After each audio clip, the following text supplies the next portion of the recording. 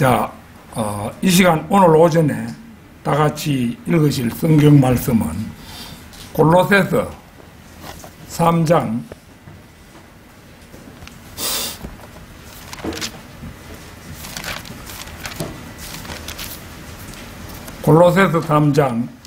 1절에서 4절 말씀입니다.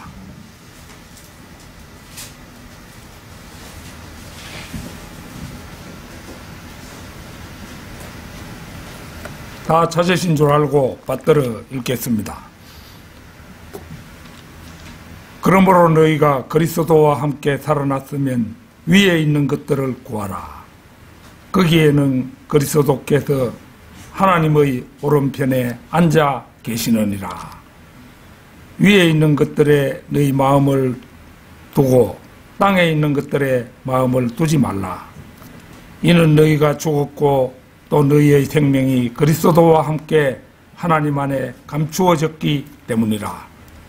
우리의 생명이신 그리스도께서 나타나실 때 그때 너희도 그와 함께 영광 가운데 나타날 것이라. 자, 이 시간에는 그 3장 1절에 나타난 그 부분대로 위에 있는 것들을 구하라. 위에 있는 것들을 구하라. 이런 제목으로 말씀을 드리겠습니다. 위는 말 그대로 아래가 아닌 곳, 곧 위를 지칭합니다. 그러나 오늘 본문 말씀에서 가리키는 위는 그 정의가 그리 단순하지 않습니다. 땅을 아래로 잡는다면 무조건 땅 위가 위라고 하겠습니다만 북반부와 다름없이 남반부에도 땅이 있고 그곳에도 하늘이 있습니다. 가령 호주 같은 곳, 뉴질랜드 같은 곳 이런 곳에서 땅을 밟고서 사람이 살고 있는데 거기에서 자기 그 머리 위 곧장 연장해가지고 거기가 위라고 생각해서는 맞지 않는다는 것이지요. 여기서 말하는 위는 그냥 보통 위라고 하는 것과는 현격한 차이가 있다는 것입니다. 나침반의 바늘은 정북을 가리킵니다. 성경이 조명해 주는 바에 따르면 그 바늘이 가리키는 곳을 한없이 연장해 가면 북극성 뒤쪽으로 약 3조 광년의 텅 빈 공간이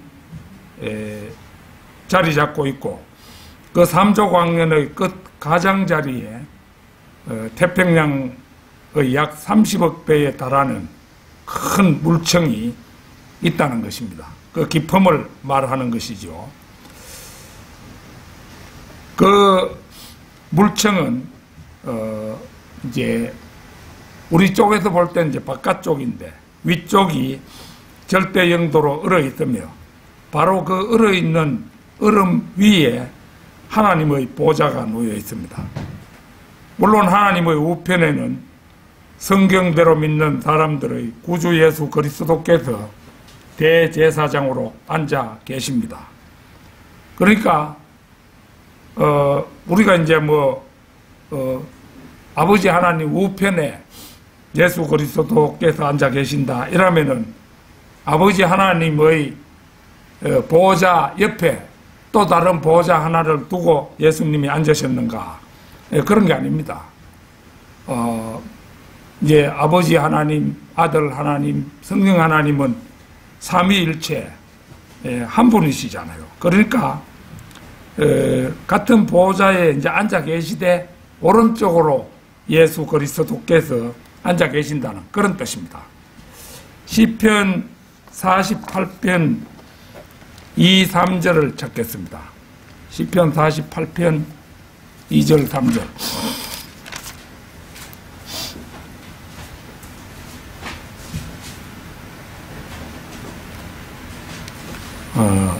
시편 48편 2절, 3절.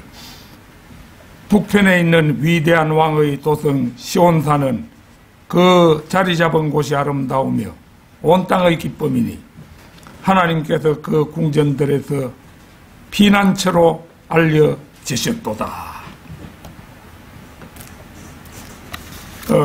여기에서 말하는 그 시온산은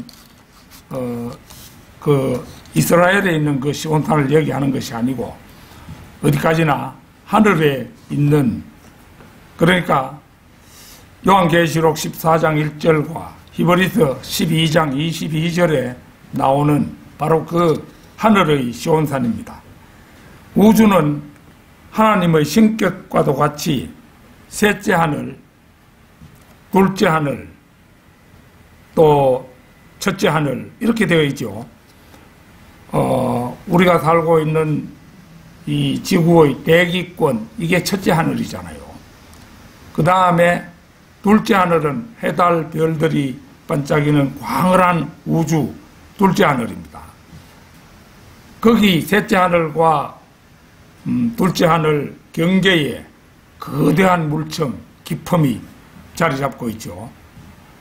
이렇게 세 하늘로 이제 구분이 되어 있고, 우주는 여러 면이 있는 피라미드 같은 모양입니다.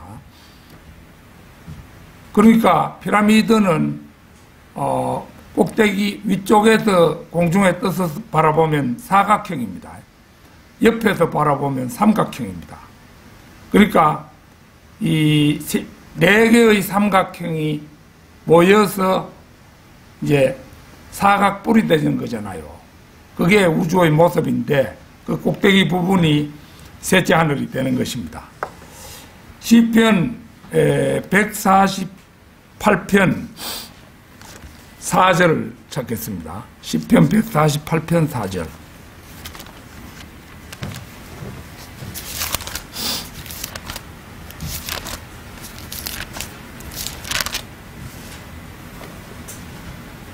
너희 하늘들의 하늘들과 하늘들 위에 있는 너희 물들아, 그를 찬양하라. 그러니까 하늘들 위에 있는 너희 물들, 이게 이제 바로 기품이죠. 그러니까 첫째 하늘, 둘째 하늘, 첫째 하늘 지나서 둘째 하늘 그 지나서 그 깊은 물청이 있는데 그게 너희 물들입니다. 그러니까 이제 첫째 하늘, 둘째 하늘, 하늘이 두 개를 지나서 있기 때문에 두 개 이상이 될 때는 덜이라고 붙일 수 있잖아요. 그러니까 우리 한글 킹 제임스 성경은 복수 표현 이런 것만 해도 아주 정교하게 되어 있습니다. 뭐 하늘 위에 있는 너희 물들 이라면 틀리잖아요. 하늘들 위에 있는 너희 물들아, 이래야 맞는 말이 되는 거죠. 우주의 밑바닥과 꼭대기는 물입니다. 옆으로 나가도 물이죠. 지금 피라미드 모양으로 되어 있는 그게 피라미드 모양을 이룬 그것이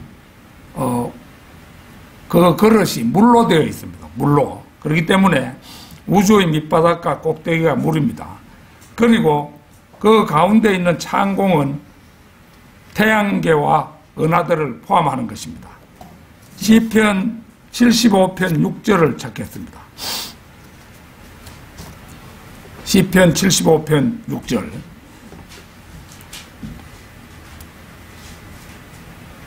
이는 높이는 일이 동쪽에서나 서쪽에서나 남쪽에서 오는 것이 아니기 때문이라. 여기를 보면 북쪽이 유일하게 비어있죠. 바로 그 북쪽에 하나님이 계시기 때문입니다. 높이는 일은 북쪽에서 오지 서쪽이나 동쪽이나 남쪽에서 오는 것이 아니라는 거예요. 하나님께서 우리에게 주시는 복도 위로부터 아래로 오지요.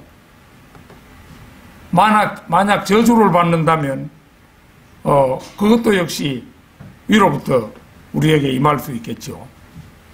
제가 이제 시선집을 내가지고 시선집을 붙였는데 그 시선집 그걸 이제 붙이기 전에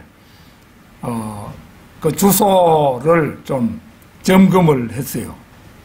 점검을 해서 문자를 보내가지고 해도 답도 없는 사람이 있어요. 아무 답도 없는 사람. 어떤 사람은 지금 그곳이 주소가 맞느냐, 혹은 뭐 이제 어떤 가령 뭐 아파트 이름이 있을 때 요새 아파트 이름들 그 길기는 왜 그리 긴지 외국에 서투른 내 같은 사람은 아파트 이름 외우기도 힘들대요. 그래 뭐 그거를 일설에는 시골에 있는 부모들이 아들이나 딸들이 사는 아파트 찾아올 때 잘 못 찾도록 하기 위해서 그래 했다. 정말로 그렇지는 않을 것 같은데 그렇게 아파트를 이름을 복잡하게 지어놨어요. 그래가지고 이제 소식이 하도 안 와서 서울에 있는 정통한 사람한테 전화해가지고 물어봤어요. 물어봤더니만은 그 적잖이 여러 사람 가운데 두 사람이 그동안에 변동이 있다 이거예요. 한 사람은 개신교 장로인데 그 아주 사람이 인격적으로 훌륭하고 그리고 이제 글 쓰는 사람인데 문단에서도 제법 알려진 사람이에요. 그런데 그가 갑자기 말이지 쓰러져 가지고 지금은 요양병원에 들어가 있다는 거예요. 그러니까 이제 몇 달 집에서 간호하다가 병원에서 입원해가 간호하고 하다가 도저히 그 사람이 힘이 들어서 되지 않으니까 요양병원에 맡기지 않았나. 나는 그 사람이 그러더라고 참 짐작도 못했는데 사람이라는 게 그래요. 또 한 사람은 그 전에도 암 수술을 받았네 이러더니만은 전혀 소식이 들려오지 않는다. 그래서 이제 주소 작성해 놓은 데서 그 두 사람은 이제 삭제했지요. 받지도 못할 걸 붙여주면 뭐 하겠습니까? 옛날 살아있을 때 같으면 내가 보내주면은 좋은 답글도 이제 다시 돌아오고 이렇게 되겠지만은 그런 거예요. 우리가 예배에 임하면서 찬송 527장 불렀었죠. 이 527장 이 찬송가가 페베 켈이라는 그 미국의 자매가 쓴 그런 작품이에요. 그런데 이 두 자매가 두 자매가 있었는데 자기 언니와 이 페베 켈이가 함께 살았는데 글 쓰는 재주가 있었던가 봐요. 그래가지고 찬송시를 쓰고 이랬던가 봐요. 그랬는데 결혼하고 이런 데까지 이르지는 못했고 1824년에서 1871년이니까 47 정도 살고는 죽었지요. 그런데 이제 자기 언니하고 둘이 다 시집을 가지 않고 살았던가 봐요. 살다가 언니가 먼저 죽었어요. 그러니까 이제 아주 이제 가난하게 살다가 언니가 죽으니까 유일한 의지가 되던 그런 언니였는데 이제 동생인 페베 캐리도 너무 상심한 나머지 몇 달 후에 죽었어요. 그런데 저배는 천성에 이게 이 페베 캐리가 쓴 작품인데 이게 이제 1852년에 썼잖아요. 그러니까 이 시대가 필라델피아 교회 시대잖아요. 열린 문을 두었다는 그 시대. 그 시대에는 미국의 감옥들이 텅텅 비는 그런 아주 사람들이 마음밭이 순수해서 복음 전하면 그대로 받아들이고 구원을 받고 감옥이 텅텅 비고 이런 그런 참 살기 좋은 그런 세상이었던 거지요. 그래가지고 이제 가난하게 살았지만 이 페베 캐리는 그 하늘나라를, 셋째 하늘, 그게 엄청난 거리에 있잖아요. 삼조광년 저편에 있는데도 마치 이웃처럼 생각하며 살았다 이거죠. 저 배는 천성에 날마다 가까워 이거 인식하며 살았던 겁니다. 그러니까 이제 이 찬송가 같은 것도 이 찬송가 내력을 기록한 책이 있어요. 가능하면 그런 거 한 권 사가지고 이 찬송은 어떤 계기에서 이런 찬송이 쓰여졌는가 이런 걸 이제 한번 읽어보는 것도 은혜가 됩니다. 그래서 이게 그 1800년대 미국 사람들의 그 생각이 어떠했던가를 우리가 이 찬송가를 통해서 알 수 있는 거예요. 지금은 이거 뭐 완전히 우리나라 같은데 이 정부가 들어서는 바람에 나서 사람들의 마음이 황폐화되고 이래가지고 뭐 사람의 말을 믿을 수 없는 그런 세상이 되어버렸잖아요. 그런데 이 시기에 사람들은 참으로 순수하고 정직하고 인간미가 넘치고 말이죠. 이렇게 되었던 그런 세상이었어요. 참 그런 시기에 우리나라는 축복받지 못한 그런 형편에 있었죠. 조선시대 뭐 상상도 하기 힘든 그런 시대를 살고 있었지만 미국에는 아주 좋은 시절이 있었다는 겁니다. 이 노아의 방주와 솔로몬 성전도 이제 세 층으로 되어 있습니다. 이제 방주가 3층으로 된 것은 우리가 익히 알고 있는 사실입니다만은 솔로몬 성전 역시 3층으로 되어 있습니다. 열왕기상 6장 8절을 보겠습니다. 열왕기상 6장 8절.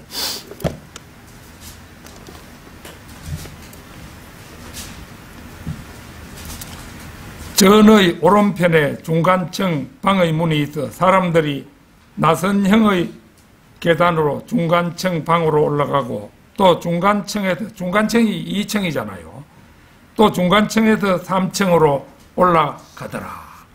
그게 이제 노아의 방주가 3층으로 되어 있었는데 노아의 방주도 3층, 솔로몬 성전도 3층이었다 이거죠. 이 둘이 이제 실제적인 우주의 모형이라는 거죠. 그러니까 첫째 하늘, 둘째 하늘, 셋째 하늘, 그 우주의 모형을 보여주고 있는 것이라는 거죠.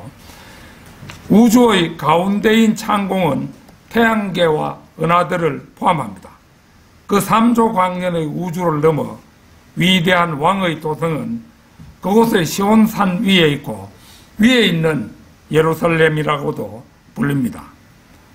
오늘 본문 말씀 1절은 너희가 그리스도와 함께 살아났으면 위에 있는 것들을 구하라 이렇게 말씀하고 있죠.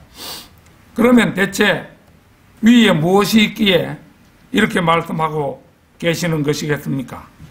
이제 그것을 성경을 통해 성도 여러분들과 함께 낱낱이 살펴보고자 합니다.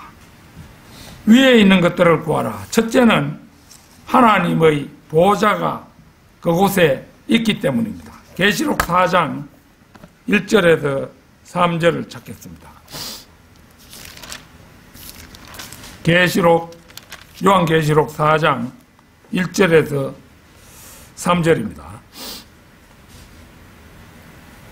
이 일 후에 내가 쳐다보니 보라 하늘에 한 문이 열려 있는데 내가 들은 그 첫 음성은 나팔 소리 같았으며 내게 말하여 이르기를 이리 올라오라 내가 이후에 마땅히 일어나야 할 일들을 네게 보여주리라 하더라. 또 내가 즉시 영 안에 있게 되었는데 보라 하늘에 한 보좌가 놓여 있고 한 분이 그 보좌에 앉으셨는데 이제 삼위일체이기 때문에 이제 한 분으로 보이는 거죠. 앉으신 분의 용모가 벽옥과 홍보석 같으며 그 보좌를 두른 무지개는 에메랄드 같이 보이더라. 보다시피 요한은 우주에 실제하는 문자 그대로의 장소로 들림을 받았으며 그 장소는 지금도 그곳에 있음을 성경대로 믿는 사람들은 믿을 수 있어야 합니다. 성경은 이 하나님의 처소에 관해서 그 위치와 거리, 규모, 특징, 거주자들에 대해서 언급하고 있으며 매우 분명하게 제시하고 있습니다. 이 장소에 대한 계시는 미국에 있는 케이프 케네디 로켓 발사 기지나 초강대국 미국 병기창의 최신 과학 장비보다 훨씬 앞서 있기 때문에 이곳에 관계되는 성경 구절들을 연구해 보면 이곳은 북쪽 유리바다 너머 셋째 하늘의 보좌에 계시는 하나님 아버지의 처소임을 알게 됩니다. 여기에 나타난 사실들은 현대 과학에 알려지지 않은 어떤 사실들을 드러내기 때문에 이 구절들을 읽는 많은 사람들은 충격을 받기도 하고 믿음이 없는 사람들은 황당하다는 반응을 나타내기도 할 것입니다. 하지만 이 구절들은 문맥에 쓰인 그대로 아버지의 실제가 우주의 한 방향에 위치한다는 것과 그 방향과 장소에 대해 분명하게 말해주고 있습니다. 물론 하나님께서는 무소부재하신 분이기에 어디에나 계십니다. 그러나 그와 동시에 우리들의 머리 위 북쪽으로 3조 광년이나 떨어진 창공위의 물층을 지나서 단단하게 부어 만든 유리와 같은 얼어붙은 유리바다에 위치한 그 보좌에 앉아 계시기도 합니다. 그 뒤에 그러니까 요한계시록 4장 6절 보겠습니다. 보좌 앞에는 수정과 같은 유리바다가 있고 그 보좌 가운데와 그 보좌 주위에는 앞뒤로 눈이 가득한 네 짐승이 있더라.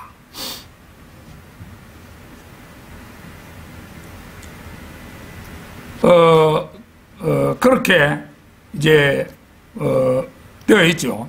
되어 있어서 그 네 짐승은 이제 그룹들로 불리는 초자연적인 생물이 호위하고 있고 24장로가 둘러싸고 있는 바로 그 보좌에 하나님께서 앉아 계시는 것입니다. 하나님 아버지가 중앙에 또 오른편에 예수 그리스도께서 앉아 계시는 것입니다. 자, 위에 있는 것들을 구하라. 둘째는 우리의 구속주 예수 그리스도 자신도 그곳에 계시기 때문입니다. 데살로니가 전서 4장 16절 17절 찾겠습니다.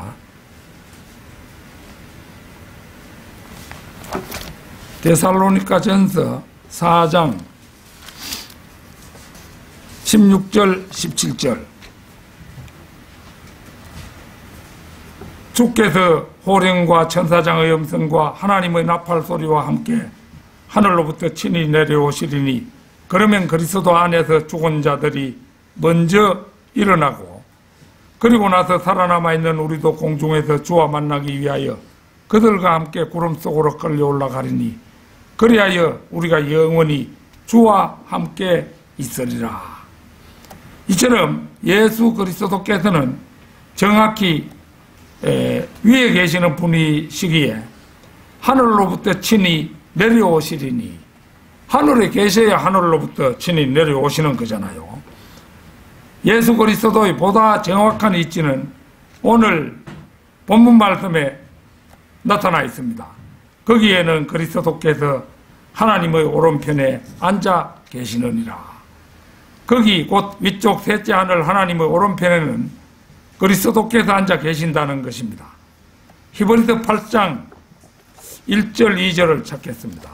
히브리서 8장 1절 2절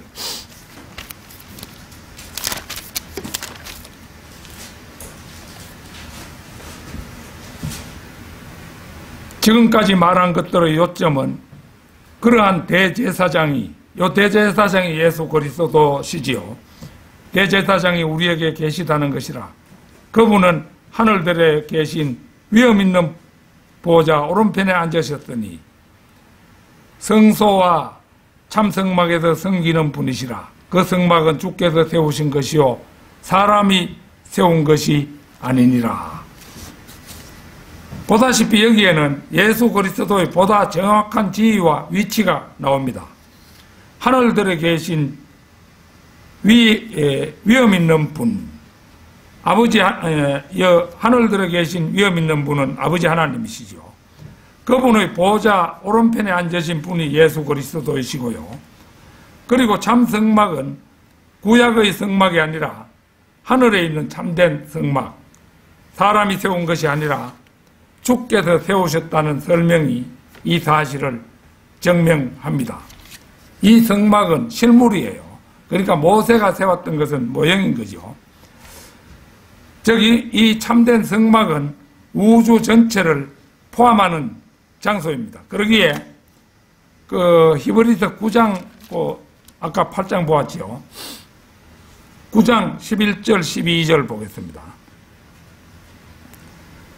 그러나 그리스도께서는 다가올 선한 것들의 대제사장으로 오셔서 손으로 짓지 아니한 곧 이러한 건물이 아닌 더 크고 온전한 성막을 통하여, 더 크고 온전한 성막, 이게 이제 우주잖아요. 결국은 셋째 하늘을 포함한 우주가 되는 거예요.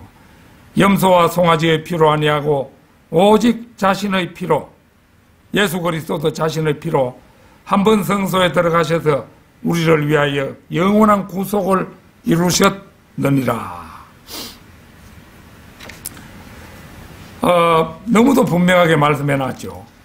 그러나 그리스도께서는 다가올 선한 것들의 대제사장으로 오셔서, 다가올이라는 말은 재림과 관련된 말로 재림 이후에 펼쳐지는 세상, 즉 천년 왕국을 말합니다. 손으로 짓지 않은 곧 이러한 건물이 아닌 더 크고 온전한 성막을 통하여, 이 대목은 하늘에 모세가 지었던 것과 같은 성막이 있다는 사실을 보여줍니다. 그러니까 우주 그 자체이지요. 그러나 그 성막은 모세의 성막보다 더 크고 온전한 성막입니다. 따라서 여기서 말하는 더 크고 온전한 성막은 다시 말하지만 우주 그 자체인 것입니다. 염소와 송아지의 피로 아니하고 오직 자신의 피로 한 번 성소에 들어가셔서 우리를 위하여 영원한 구속을 이루셨느니라. 예수 그리스도께서는 한 번 성소에 들어가셨습니다. 그리고 그것으로 영원한 구속을 이루셨습니다. 마치 구약의 대제사장이 동물의 피로 지성소에 나아가 속죄 사역을 행했던 것처럼 예수 그리스도께서도 자신의 피로 하늘들과 깊음을 통과해 하나님의 보좌 앞에 나아가셨습니다. 그리고 그분께서는 대제사장으로 그곳에 계셔서 우리를 위해 중보하고 계시는 것입니다. 위에 있는 것들을 구하라. 셋째는 새 예루살렘이 그곳에 있기 때문입니다. 요한복음 14장 1절에서 3절을 찾겠습니다. 요한복음 14장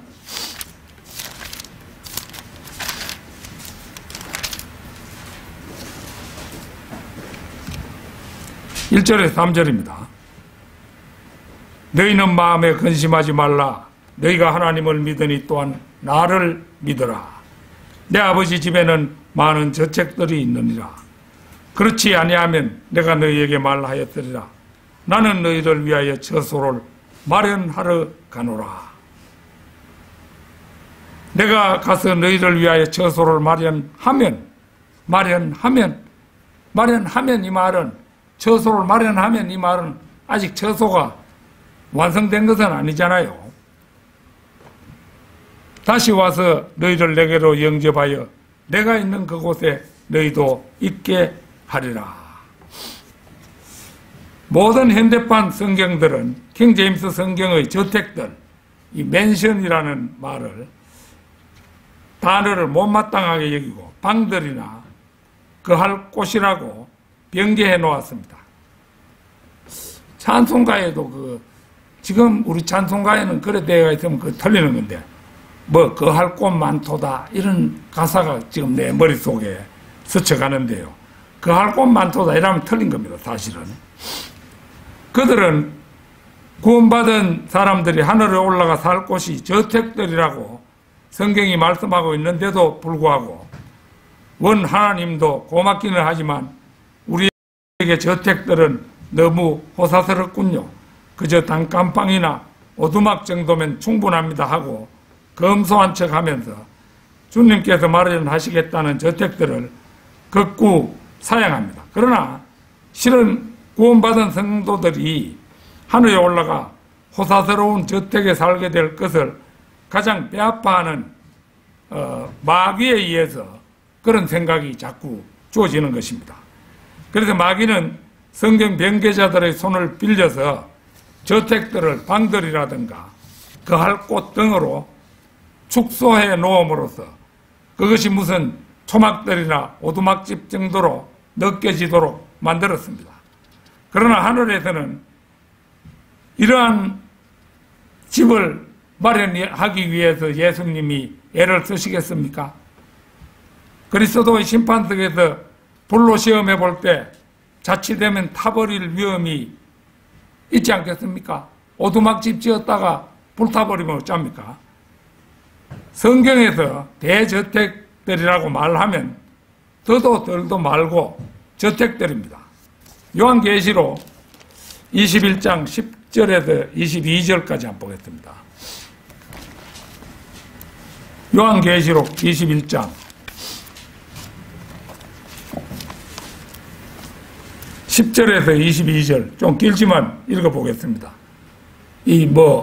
공부한다는 차원에서도 읽는데 이게 우리 성도로서는 불만이 있을 수가 없죠. 그가 영안에서 나를 이끌고 크고 높은 산으로 가서 그 큰 도성 거룩한 새 예루살렘이 하나님께로부터 하늘에서 내려가는 것을 내게 보여주니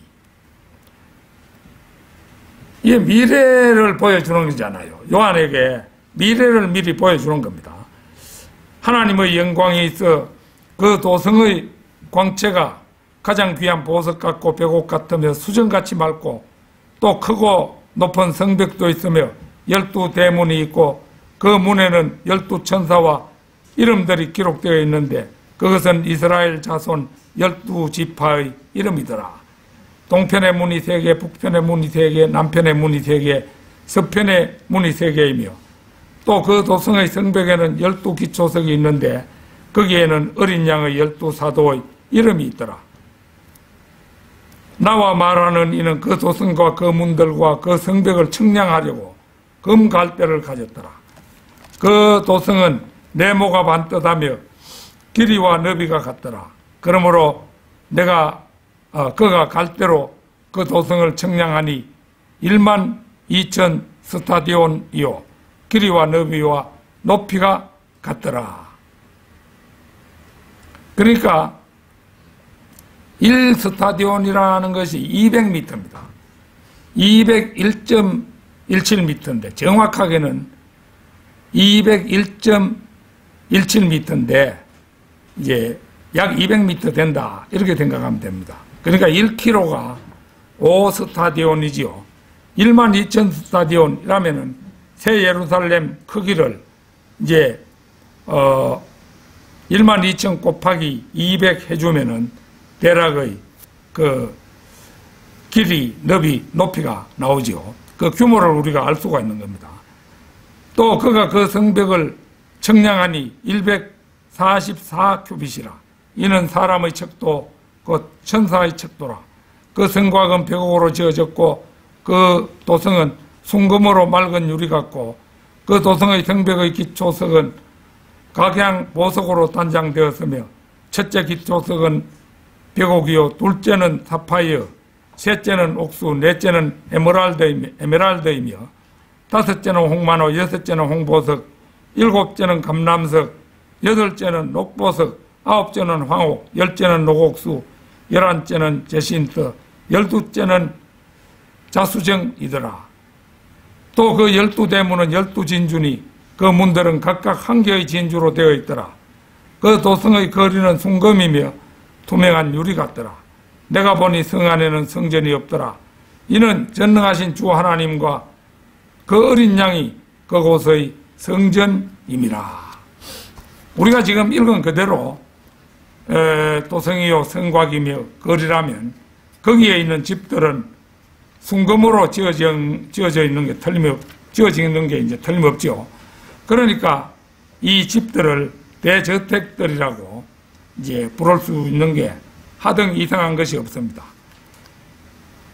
1200평방마일이나 되는 이 도성의 크기를 감안하여 르크만 목사님에 따르면 구원받은 사람 한 사람당 사방 10자짜리 방이 5개씩이나 되는 저택 한 채씩이 배당된다는 계산이 나온다고 합니다.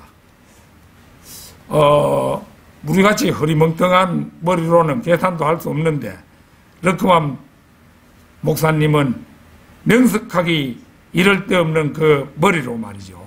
이런 걸 척척 계산해 내버리시는 겁니다.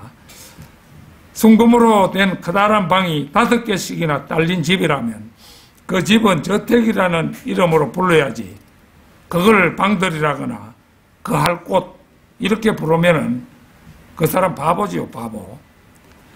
지난해 여러분께서도 잘 아시는 것처럼 어떤 분이 제가 쓴 찬송시집 태초부터 계신 말씀에서 우리 주님께서 오늘토록 우리를 위해서 새 예루살렘을 마련해 오고 계신다고 기술한 것을 꼬투리 잡아가지고 무슨 큰 약점이라도 되는 듯이 새 예루살렘 저게 있잖아요. 그러니까 요한계시록을 읽고 여기 있지 않느냐, 저기 있지 않느냐 이렇게 말한 거예요. 그러나 여기에 지금 요한은 영 안에 있게 되어서 하늘나라로 옮겨져서 먼 미래를 지금 내다보고 있는 겁니다. 그걸 가지고 완성된 게 저게 있지 않느냐 이래 말하면은 그 사람 자신이 틀리는 거죠. 문맥의 문법도 잘 이해하지 못하는 그런 수준을 가지고 누구를 욕하고 비난한다는 것은 있을 수가 없는 일입니다. 실제는. 물론 지금 내가 생각건데 그 상당한 공정을 보이고 있겠지요. 이 새 예루살렘이 지금도 계속 지어지고 있다고 봐야 되는데 아마도 한 97%에서 지금 99% 정도 공정을 보이고 있지 않겠는가 이런 생각을 내 나름대로 해봤습니다. 그가 영안에서 나를 이끌어 크고 높은 산으로 가서 그 큰 도성 거룩한 예루살렘이 하나님께로부터 하늘에서 내려가는 것을 내게 보여주니 여기에서 그가 영안에서 나를 이끌어 크고 높은 산으로 가서 이 말씀은 사도 요한이 성령에 이끌려 미래의 어느 시점으로 가서 완성된 새 예루살렘이 하나님께로부터 하늘에서 내려가는 것을 보았다는 의미로 해석하는 것이 맞겠지요. 요한계시록은 앞으로 되어질 일이잖아요. 그리고 내가 가서 너희를 위해서 저택을 마련하면 내가 다시 오겠다. 예수님께서 분명히 그렇게 말씀하셨잖아요. 요한계시록 4장 2절에도 또 내가 즉시 영안에 있게 되었는데 이 표현이 나오는 것을 보면은 우리가 그 상황을 이해할 수가 있습니다. 이 표현이 요한이 셋째 하늘로 옮겨진 것일진데 여기 21장 10절도 미래의 어느 시점으로 옮겨간 것이 분명하다고 생각되는 것입니다. 어쨌거나 지금 이제 이 1920년 6월 달에 주님께서 오시지 않느냐, 오실 수도 있다. 이런 점에서 이제 저도 참 마음에 가다듬고 준비를 하면서 기다리고 있었고, 제 설교를 듣는 여러분께서도 그랬겠습니다만은 예수님께서 아직 안 오셨죠. 그러나 그렇다고 해서 무한정 예수님께서 안 오시는 것이 아닙니다. 내년에도 오실 수 있고 전내년에도 오실 수가 있습니다. 우리가 연대 개선을 아무리 잘한다 할지라도 음력, 양력 어느 걸 잡고 그 말씀을 했는가, 또 인간의 연대라는 것이 더해지고 또 생략된 그런 연대가 있을 수가 있는 거예요. 그렇기 때문에 인간의 그 연대가 완벽한 연대가 아니기 때문에 그런 것이 아닌가, 제가 그런 생각을 해봅니다. 그러나 주님께서는 멀잖아 오시는 것은 틀림없습니다. 위에 있는 것들을 구하라. 넷째는 그리스도의 심판석에서 받을 우리의 상급도 그곳에 있기 때문입니다. 고린도 후서 5장 8절에서 10절 찾겠습니다. 고린도 후서 5장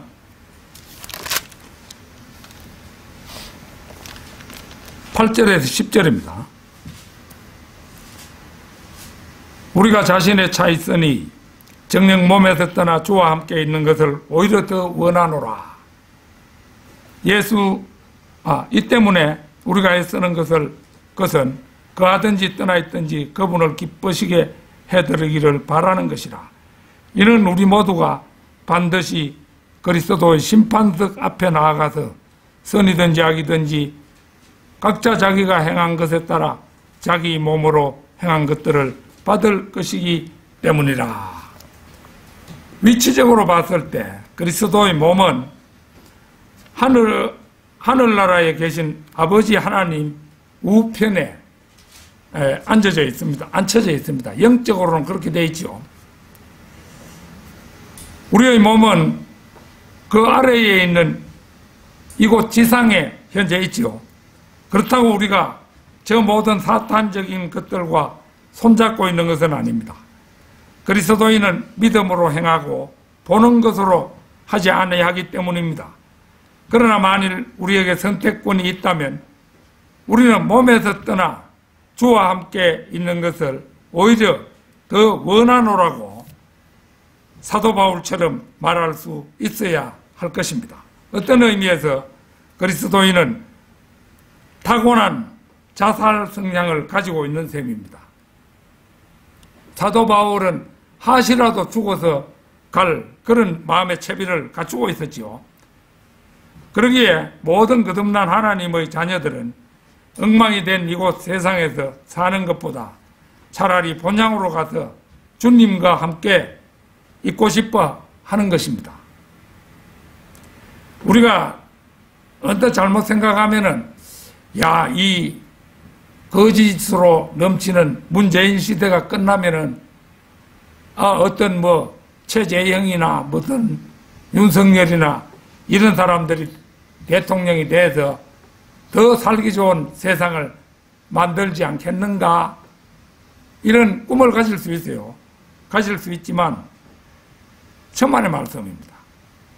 갈수록 세상은 악해지고 그 세상에 우리의 소망을 두어서는 안 되는 것입니다.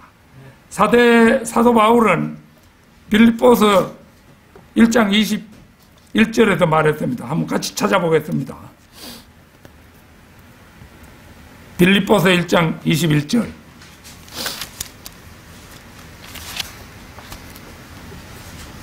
이는 내게 사는 것이 그리스도니 죽는 것도 유익함이라. 이런 사도 바울이었기 때문에 루스트라에서 사람들이 던진 돌멩이에 맞아가 죽었잖아요. 사도 바울이 일시적으로 죽었는 줄 알고 사람들이 들판으로 그 바울의 시신을 끌어내고 이랬죠. 사실은 바울은 다시 살아났습니다만은 그 시기에 바울은 셋째 하늘에 다녀왔잖아요. 고린도후서 12장에 나오지요. 그러니까 이 바울은 그 셋째 하늘에 보고 왔기 때문에, 셋째 하늘을 견학하고 왔기 때문에 항상 누구든지 날 죽여봐라, 나는 죽을수록 좋다, 이런 용기를 가지고 살았던 것입니다.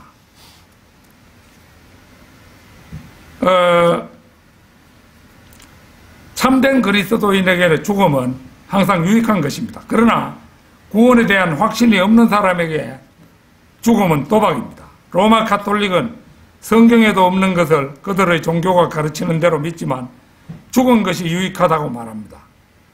죽는 것이 유익하다고 말합니다. 그러나 연옥은 절대로 유익한 곳이 아닙니다. 연옥이라는 용어는 성경 어디에도 없는 용어이므로 그곳이 어디인가는 자명하다고 할 것입니다. 연옥이 어디겠습니까? 지옥이겠지요. 연옥은 지옥입니다. 그리스도인은 그가 죽으면 어디로 가는 것을 자기 자신이 압니다.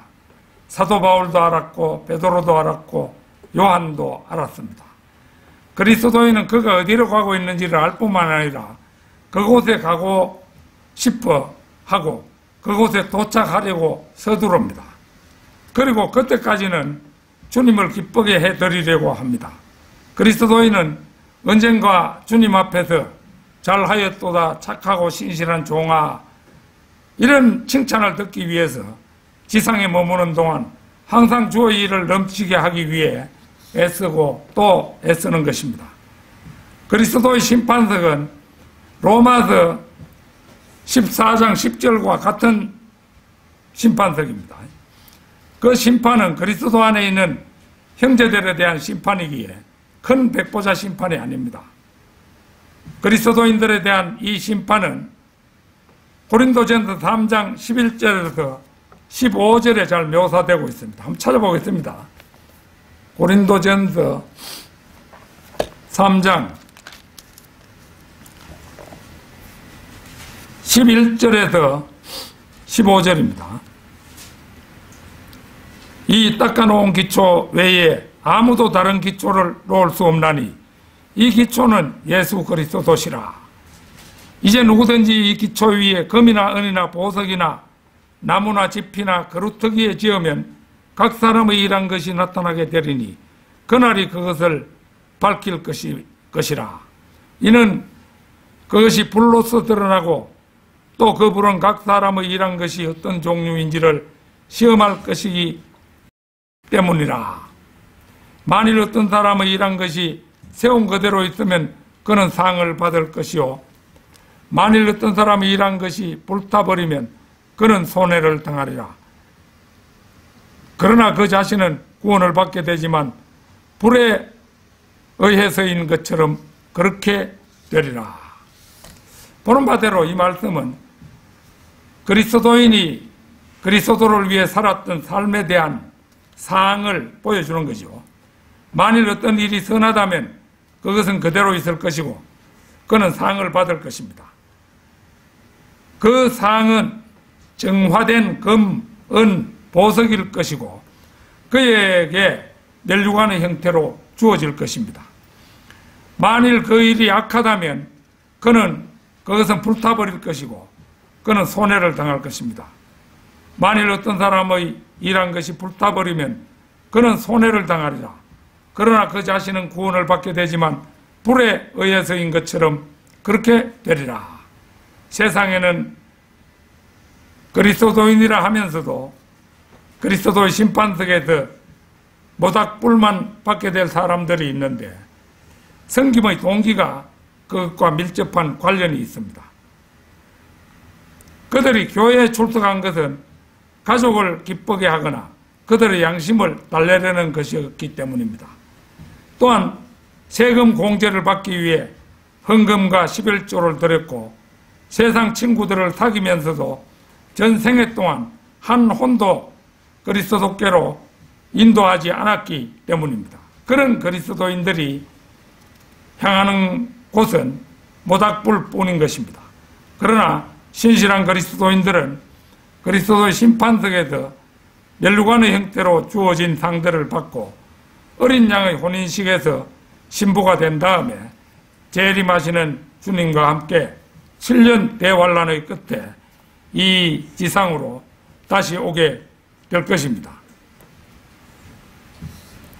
위에 있는 것들을 구하라. 다섯째는 먼저 간 성도들도 모두 주님과 함께 그곳에 있기 때문입니다. 데살로니가 전서 4장 14절 찾겠습니다.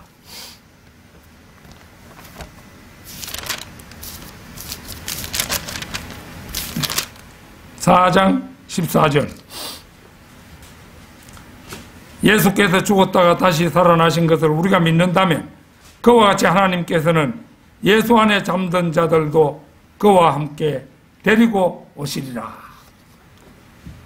죽은 그리스도인들은 휴거가 일어날 때 그리스도와 함께 올 것입니다. 하나님께서는 예수 안에 잠든 자들도 그와 함께 데리고 오시리라. 그러나 그것은 그들의 몸을 말하는 것이 아닙니다. 그들의 몸은 과거에 무덤에서 썩어버렸습니다. 성도들의 혼들이 그때 주님과 함께 내려와서 영광스러운 몸을 이제 입게 된다는 것이죠. 그래가지고 이제 그 15절에 보면은 살아남아있는 우리도라는 표현이 나오잖아요. 그걸 볼 때 살아있는 우리가 영광스러운 몸으로, 현재의 몸은 이거 죽으면 금방 부패하기 시작하는 몸이죠. 사람이 죽으면은 뭐 한 3일장 같은 거 이런 걸 보통 치르는데 3일 정도 되면 그대로 두면은 이거 많이 썩는 거예요. 부패균이 순식간에 침입해가지고 썩기 시작하는데, 그렇기 때문에 장례식장이나 뭐 이런 데는 그 냉동고가 있잖아요. 사람 시신을 그 냉동시켜서 보관하는 겁니다. 그렇기 때문에 이제 썩는 것을, 급히 썩는 것을 방지하는 것이죠. 그래서 우리 이제 몸도 영광스러운 몸으로, 이제 성경 말씀에서 아까 성경 공부 시간에도 나왔습니다만은, 이제 결국은 사람의 이 몸이 물의 체계로 이제 바뀌어져야 되잖아요. 예수님이 부활했던 그 모습, 물의 체계를 입어야 되는 겁니다. 그러면 이제 거기에 순서가 결국은 과거에 죽은 성도들이, 그 혼들이 예수님께서 들고 와가지고 풀어놓으면은 그들이 먼저 그 물의 체계로 된 옷을 입고, 그때까지 지상에 살고 있는 우리도 그들처럼 똑같은 몸을 입고, 이제 우리는 2차적으로 부활하는 거죠. 1차적으로는 성도들이 부활하고, 죽은 성도들이 부활하고, 2차적으로 우리가 부활해서 올라가게 되는 겁니다. 고린도전서 15장 51절에서 53절, 뭐 잘 아는 말씀입니다만 한번 보겠습니다. 51절에 53절. 보라, 내가 너희에게 한 가지 신비를 말하노니 우리가 다 잠잘 것이 아니요 오히려 우리가 모두 변화될 것이니 마지막 나팔 소리에 눈 깜짝하는 순간에 그러하리라. 나팔 소리가 나면 죽은 자들이 썩지 아니하는 몸으로 일으켜지며 우리도 변화되리라. 이제 나면 죽은 자들이, 그러니까 그 죽은 성도들, 몸은 다 썩어버린 그 성도들, 셋째 하늘에 있던 그 혼을 주님께서 데리고 와서 이제 풀어놓는 순간에 이제 물의 체계로 된 그 영원한 몸을 입게 되는 거잖아요. 그 다음에 이제 우리도 변화되리라. 그들이 먼저 부활하고 난 다음에 우리도 이제 부활한다는 거죠. 그래야 이 썩을 몸이 반드시 썩지 아니할 몸을 입고 이 죽을 몸이 반드시 죽지 아니할 몸을 입으리라. 이 말씀은 휴거에 대한 가장 위대한 말씀으로 데살로니가 전서 4장 14절에서 17절 말씀과는 평행구절이죠. 휴거 때 성도들은 이 두 곳 말씀대로 될 것입니다. 그러니까 뭐 휴거에 대한 설교만 작성해도 이 세상에 뭐 장로교원이 저런 교회들은 이런 설교를 해가 되느냐? 우리 휴거에 대한 설교를 보통이 또래 해놓으니까 그걸 보고는 이런 설교를 해서 되느냐? 이러는 거예요. 목사라는 작자가. 그거 웃기는 사람들이잖아요. 성경 말씀에 그거는 성경 말씀을 부정하는 거잖아요.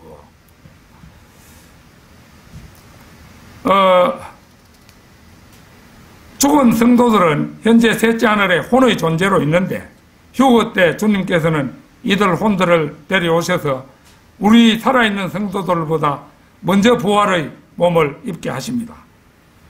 나팔 소리가 나면 죽은 자들이 썩지 아니하는 몸으로 일으켜지며 이 구절이 바로 그걸 말하죠.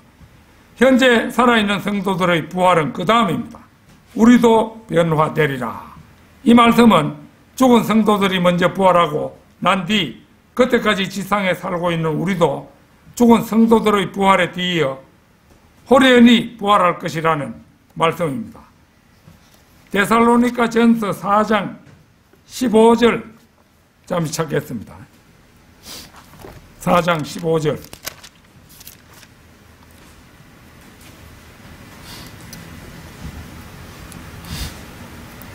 우리가 주의 말씀으로 너희에게 이것을 말하노니 주께서 오실 때까지 살아남아 있는 우리가 잠들어 있는 자들보다 결코 앞서지 못하리라. 여기서 주의 말씀이라고 한 것은 하나님께서 자신의 말씀들로 바울에게 필요한 정보를 주셨다는 의미입니다. 다시 말하면 이 말씀은 잠든 성도들의 몸이 무덤에 안 묻힌 사람도 있겠죠. 전쟁터, 심해, 바다 깊이 가라앉은 사람도 있고, 심해에 가라앉은 사람 가운데 유명한 사람 있죠. 아도니람 저덧은 그 바다에 수장했어요. 사람이 워낙 빨리 썩어가기 때문에 당시에 냉동 시설도 배에 없고 이러니까 바다에 수장했어요. 버마의 복음의 씨를 뿌린 아도니람 저덧은 바다에 수장했습니다. 그 다음에 지진과 홍수의 잔해로부터 그 잔해 속에 묻혀서 죽은 사람도 있겠죠. 이런 사람도 이제 다 나오고 나서야 살아남아 있는 우리가 이제 공중으로 올라가 주님을 만날 수 있다는 것을 보여줍니다. 결론적으로 요한계시록 3장 7절에서 13절에는 7교회 중 6번째 교회인 필라델피아 교회가 나옵니다. 이 시기는 1500년에서 1900년 사이로 7교회 시대 가운데 가장 위대한 열린문 시대입니다. 유럽도 유럽이지만 특히 미국에서 대각성 운동이 일어나서 모든 술집이 자취를 감추고 감옥이 텅텅 비는 역사가 일어났습니다. 이 시기에 그리스도인들은 하늘에 마음을 둔 사람들이었고 하늘은 그들에게 실제적인 곳이었습니다. 가까운 곳으로 그들은 인식하고 있었던 것입니다. 그래서 우리가 아까 527장 찬송가처럼 그런 인식을 가지고 있었던 것이요. 탈마지, 샘 존스, 프랭크 노리스 등 위대한 사역자들에 의해 전파된 설교를 보더라도 명백합니다. 다니엘이 바빌론에서 예루살렘을 향해 창문을 열어주고 하루에 3번씩 기도했던 것처럼 그리스도인들도 항상 그의 창을 새 예루살렘을 향해 열어두어야 합니다. 갈라디아서 4장 26절 찾겠습니다. 갈라디아서 4장 26절입니다.